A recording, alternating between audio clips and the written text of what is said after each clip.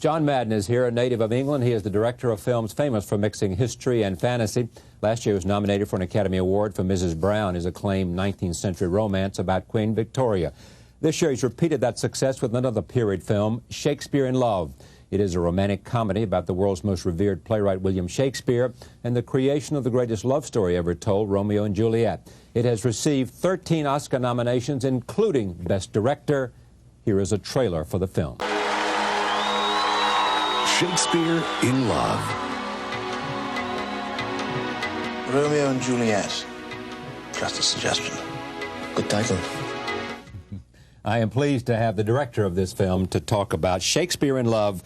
And the screenplay, as you may remember, was written by Mark Norman and Tom Stoppard, who was on our program. I'm very happy to have you here. Thank you. Thank you. Happy to be here. Congratulations. More Oscar nominations than any other film. That says something for you, for the film, and for Harvey Weinstein. Most importantly. Did you have to convince people that this was a story worth Yeah, the actors movie? Just turned it down all over the place. Did they really? No. I didn't think so. No, I mean, it was a, you know, I'd never read a script where its kind of appeal and its virtues were so immediately graspable. I mean, it was irresistible from page one to me, the movie. Jeffrey Rush has this thing that he said when he got the script, it had the words "eat me" written on the cover. Devour me. Yeah, exactly, exactly. It was really kind of something you could taste almost. Very, very unusual. Now, what was it? I mean, I know what was it that made it like that? Well, it's very, you know, famously, if you're for a successful movie, you're supposed to be able to sum it up in one line. The one-line pitch is always the thing that you're supposed to be able to do to describe a film. This film completely defies that rule. I mean, I could never really describe, even now, and I've been with the project a long time, describe its appeal in anything other than a list. You know, it was incredibly funny, incredibly fresh. You know, modern, although set in a time 400 years away from our own. Very romantic, very sexy, incredibly surprising, unbelievably original, intelligent, you know, telling several different stories at once. It had no obvious antecedent at all to me. It had films that it related to and that it reminded me of. But now, there is this story, and tell me if I'm wrong about this, that at one point it was a movie for Julia Roberts. Mm-hmm. And Daniel Day-Lewis? Yeah. It was originally commissioned. Mark Norman had the idea suggested to him by his son. I'm sure Thomas had told you this on the programme. And Mark Norman went to Universal, and to Ed Zwick in particular, and suggested the story. And it was commissioned. And Julia Roberts, somewhere in that process, became attached to it. And it never got made. Tom actually came in and worked on that script at that time. But it never got made, I think, really because they couldn't cast Will. They couldn't find somebody to play Will. Will as in Will Shakespeare. Exactly. He's become Will to me, I'm afraid. First name terms only. But it collapsed because of that, but it collapsed quite late in the day. They'd spent a fair amount of money on it. I think she was paid, and therefore it had a price tag on it when it fell apart, and half the... So money had already been spent when it fell apart. Yes, absolutely. And I think that was an inhibiting factor in its revival, because we're talking about 1992, and it lay dormant for some time, I'm glad to say, till I came along and woke it up. So, and you got to do it because everybody was so, including, and especially Harvey Weinstein. Yeah. He was so enamored of Mrs. Brown. Yeah, yes, I think that is fair to say. That's exactly what it was. I mean, presumably between then and now, there were all kinds of directors under whose gaze it passed, but, you know, luckily for me, they decided not to do it. And I think I just happened to be in exactly the right place at exactly the right moment. So now they say that you're the guy who likes to make films about dead queens. Yes, exactly. The sex life of dead queens. Exactly. Yeah, no, I know. It's weird, actually. There are so many affinities with Mrs. Brown, though, you know, it seems on the surface of it to be a completely different film, a completely different kind of film. But there are bizarre parallels there, actually. Which are? Well, they're both stories about impossible love affairs in which an outsider comes into a situation and turns the social order upside down. There's a kind of longing, an unrealizable passion at the centre. I mean, I suppose realized in the later film. They're both deconstruction of icons, I suppose, in little pockets of their lives about which we know very little. But beyond that, it's almost a humanizing of them. I mean, you see a person coming out of somebody who's a historical figure. Yeah, that was very much what we wanted to do. I mean, you know, Shakespeare for most people barely exists from the bust down. It's just that kind of rather forbidding image on the frontispiece of all those textbooks. And we think of him really as an old man kind of pouring out masterpieces. And it's incredibly refreshing and liberating to imagine him as what he must once have been, which is a guy with a knack, a guy who's good with the words, struggling to make a living in a very, very competitive environment, in a media which was essentially regarded as verminous, by high society and so forth. There was some objection to the title.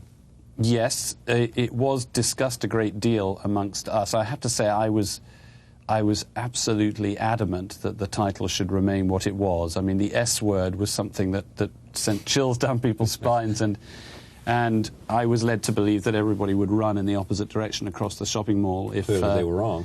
Well, I felt that it was my responsibility to make the movie one that earned the right to that title, if you follow me. In other words, if Shakespeare is something that intimidates and frightens and scares people off, then it would be my responsibility to make sure that that wasn't the case in the future. So I felt the movie could be very accessible, could be cinematic and all the things that I think it ought to be, instead of academic and forbidding and remote. And I thought if I could make a movie that actually showed people who Shakespeare was, and i.e. a popular entertainer, somebody who wrote for a mass audience, and elevated that kind of calling to something higher, then I would be doing him a service. Well, that's what I want to get at. What's the story that you wanted to tell, and what's the story that you think is so enchanting audiences? Well, probably first and foremost, one must say it is a love story. It's a love story about the greatest love story ever written, or at least the one that is most kind of firmly rooted in the public consciousness. A love story about Romeo and the creation of Romeo and Juliet. Indeed, and I think that is at the core of it. Beyond that, it is an affair movie. It's in that tradition, Casablanca and Brief Encounter, the kind of impossible love that can never be. It takes place in a very magical realm, which is a sort of backstage romance, a place where fact and fiction elide into one another. But to me, it was also an opportunity to make something about the power of storytelling, the transforming power of art, the extraordinary power of a collective experience, which is something that, although we see movies collectively, we don't experience them collectively. We experience them individually in the company of other people. With this movie, I think, there is a chance for people to actually see, oh my God, look, everybody else is reacting the way I'm reacting. This is what happens in the theatre, and what is essential and unique to the theatre. I've tried to transfer it to the screen. I don't know if I've been successful, but that's one of the things... I think you can rest assured. That's one of the things that I was trying to do. Yes. Why was this considered such a difficult job by you? What was so hard about making this movie? It was very hard to make. You got Gwyneth Paltrow. I know. It should be a shoe-in, really, shouldn't it? Oh, okay. They did everything. You've got Joe Fiennes. You've got... on and on. Judi Dench. What's so hard for a director Tom here? Stoppard. Exactly. All these you got Stoppard gives you the script, and you got all those actors. I mean, do we need a good director here? Does it just take place on its own? Evidently not. Evidently not. I think that it was, it was kind of juggling and walking a high wire at the same time. Is what it felt like to me. It felt, the world of the movie is very heightened. It's also telling a story on many different levels at once. It's also following a number of, a sort of vast panoply of characters through the story. But it has a very particular tone to it, and it's a tone in which you know, comedy and intense emotion collide with one another quite frequently. Comedy is not particularly easy to direct on film because you don't have the essential feedback of an audience reaction. You don't have the previews to kind of work it and get it right. Well, you do have those, actually, but you don't have them when you're shooting it. And, of course, you know, once you shot a joke, even a Tom Stoppard joke, a few times, it's not as funny as it was the first time. It was just a tricky film to target. It felt to me, the analogy that I always thought I was like trying to pour liquid into a bottle which had a very, very narrow aperture. And if you didn't aim it properly and you didn't pour it at exactly the right rate, the liquid would spray and spill out over the bottle. Was there a moment? And if you did, it filled up perfectly. But it was hard to keep your eye on that target all the time. Did you know you had it once you started filming, or did you know you had it once you started editing, or did you know? Well, interestingly, the latter. There were certain points in the movie, in the process of making the movie, where I felt very strong and confident about it. Certainly when I first read the script, even though it developed quite a bit from there. Certainly when we'd finished the shooting script. Certainly when I finished my first cut. Normally when you're shooting... At the end of your first cut, you knew, no? I thought, well, it'll work. But, I mean, you know, in other words, we've got away with it. It seems to hang together. The story is told. But in all honesty, you don't see over the top of the mountain when you're making a film. You just don't. Your main concern is, will anybody believe it? Will they buy it? I did, and I'm so used to the feeling of making a movie which I kind of think is good, and maybe if I'm luckier, you know, tiny little coterie of terribly intelligent people will think is good as well. But you know, usually you find that actually, I've found it's a smaller number than a larger number. And I, you know, obviously felt very passionate about the film. I did not know whether a very large audience would. I suppose there were times when I thought and hoped it would and believed that it had a wide audience. But I wouldn't have known that. But, you know, normally when you make a movie, for example, you know, the scene between Billy Connolly and Judi Dench where she first meets him, when that scene plays, you can feel in the rushes that it's working. This film was so fragmented and so... The scenes are very, very short. Often, you know, they're playing at two different levels. As I said, somehow, at rushes, I kind of thought, well, nobody's going to understand that till I see what goes... They see what I'm going to put either side of it. So it's tricky to know exactly whether you were getting it right at the time, to be honest. You have a favourite scene, moment? I do, yes. Yes, I do. There are... I suppose the part of the movie that I ended up being most thrilled with, because I hadn't expected it to be that way, is the whole performance of the play at the end.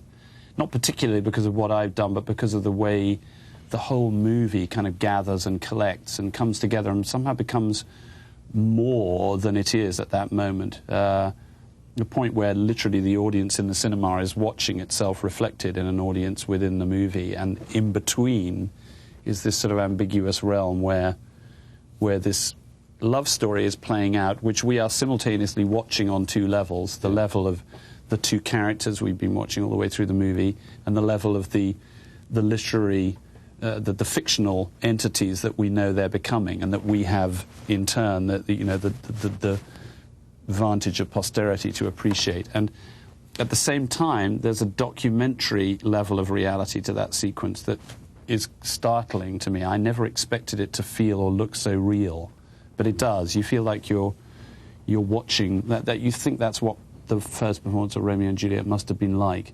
And it's also the point where all the patterns in the film come together. You know, it's a very patterned script, and what the camera is doing is sort of echoing at various places, and it's very nice the way that gathers at that point to me. This is not exactly that moment, but before we leave a conversation about the film itself, here's a clip. Shakespeare in Love received the single most number of nominations in this year's Oscars for a film, with all those accolades for directing and performing and screenplay. Here's a scene, Shakespeare in Love. Come again. Oh, unfortune's fall. I will be punished for this. Let me talk about you a little bit as a director. I mean, lots of experience directing for television, lots of experience directing for radio. And for stage. And for stage, yeah. Born where? I know born in England, but where? Portsmouth. In Portsmouth? Yeah. A sea town. That's right. Yeah. That's right. Significant in the war. Yeah, exactly. Yeah. What was the significance in the war? Well, it has the largest port in England, and so all the armed service people... whole of the home fleet could effectively be anchored there at one time during the war. So we were bombed to smithereens. It's a city, I'm afraid, without much architectural distinction because of that, sort of like Berlin. Yeah, it was just flattened. Yeah, because they were always aiming for the harbour, and somehow they hit the town. Yeah. You went to school where? School in Bristol, Clifton College in Bristol, and then to Cambridge. Yeah. And out of Cambridge, you wanted to go into the theatre right away? Yes, I ran a theatre company after I left Cambridge, or actually while still there, called the Oxford and Cambridge Shakespeare Company, which strangely brought undergraduate casts together with professional directors and toured America with Shakespeare productions. So, yeah, that was the beginning of a long association. Thinking that you would be a kind of Richard Eyre or what? At the time, to be honest with you, I ran the company. I was acting more than directing, and I assistant directed Jonathan Miller on all of those productions. We did about over 4 years, and I hadn't yet discovered that my place was not on the stage, but in front of it, or at least that was the place I felt more comfortable. Tell me about that idea, because that happens to lots of people. Yes. Who go from thinking they're going to be a performer to becoming an executive, or becoming something else behind the scene. What is it that takes place? Well, in my case, I think because I was a good mimic when I was a kid, everybody thought I would be an actor, because I think, commonly people confuse mimicry with acting as if they're the same thing. I didn't have the right sensibility to be an actor, in the sense that I couldn't inhabit one person and shut out everything else. I have a much more kind of generalized, objective way of seeing the world, I think, and I was always aware that I was actually outside looking in when I was acting, which is an absolutely hopeless, completely debilitating problem if you're an actor. Outside looking in rather than inside looking out. Yeah, you have to, as an actor, you have to have this ability to shut out everything else, to see only from the perspective of the character that you're seeing, and let the other people impinge on you, and that's what dramatic interaction is about. I couldn't do that. I always was thinking about, well, I wouldn't do it quite like that. I'd do it like this, that kind of thing. When you're casting something like this, I mean, what are you looking for? What are you looking for in the character that Gwyneth Paltrow plays? Well, it's interesting thing, actually, because people imagine that you are looking for a particular thing and you're trying to bend the person who comes in to meet you into that thing, and it isn't really the case. I have a very strong idea about what the character should feel like, what qualities they need, whether there is an innocence that they must have, or a particular kind of quality. And the person who is right for the role, I generally find, is the person who transcends what you've already defined it to be, which the great actors do, who teach you something about the part that you hadn't really seen was there. And to me, directing is all about that. It's all about the limits of your control, the limits of what you can plan, what you can harness. And casting is the same thing. I believe that certain roles belong to certain actors. I'm absolutely convinced of this. You go through it.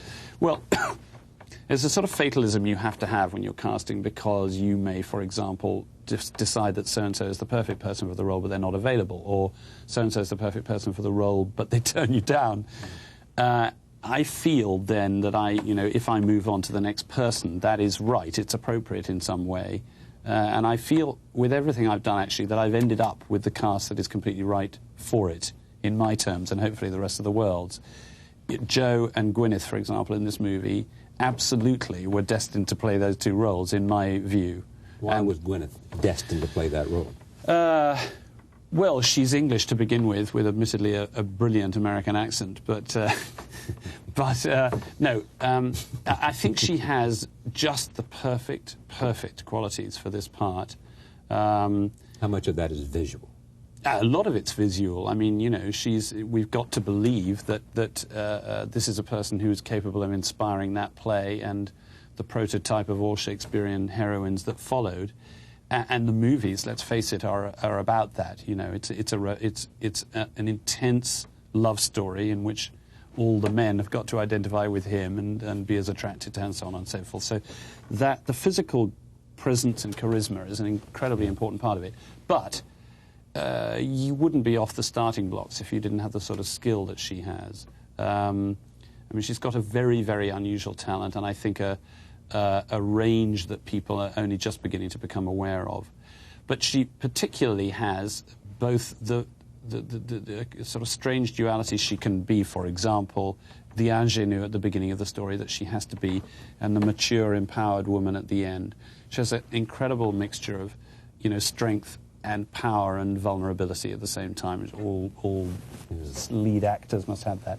But she's also physically so real and such a sort of fantastic sensual presence, and yet there's something very idealized about her as well. This is a terrific film that's getting a lot of attention and well-deserved at the Oscars and with movie audiences around the country, and I suspect. Is it overseas yet or not? Yeah, it's open. It's been open for about a month in England. It's just opening everywhere in Europe now.